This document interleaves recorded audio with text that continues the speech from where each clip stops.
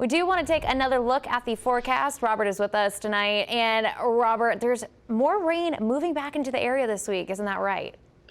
Yeah, there is, Jamie, quite a bit of rain, it looks like, as of right now. And unfortunately, some people don't need the rain, but it is definitely coming. So a lot to get to into this forecast. So I want to start with taking an overview of the week ahead here.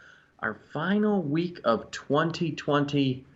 Thank goodness for many reasons out there. First things first, with the 2020 forecast, that is the fact that rain is looking like it will develop late in the day on Tuesday. Could have a couple of showers early in the day on Tuesday, but the steadier rain will develop later Tuesday.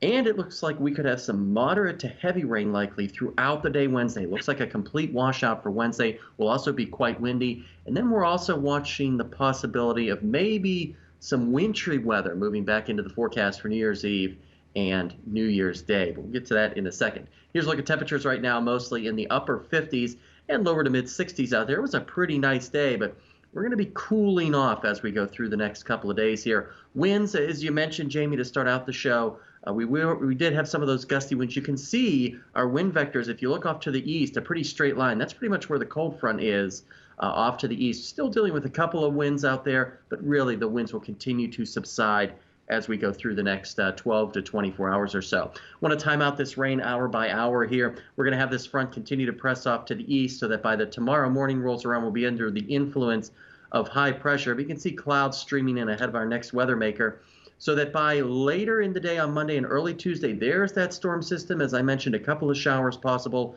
across far northwest Arkansas, but it's not until Tuesday evening and Wednesday morning that the steadiest and heaviest rain will move into the area. You can see here by Wednesday morning a lot of yellows showing up. Probably some heavy rain with this system as it moves through the area. And as I said, winds will be gusty. Most of the rain should wrap up by later in the day on Wednesday. Still trying to work out if it might end as a little bit of wet snow or sleet. Right now, it's looking like it should mostly stay as all rain. And speaking of the rain, take a look at these numbers that we could expect through Wednesday night. So this is Tuesday and Wednesday rainfall totals, easily an inch to an inch and a half across the entire region, numbers that will be adjusting as we get closer to the event. Here's a look at lows tonight, mostly in the lower to mid 30s out there. We'll rebound just a little bit tomorrow, mostly in the upper 40s across northwest Arkansas, lower 50s across the River Valley.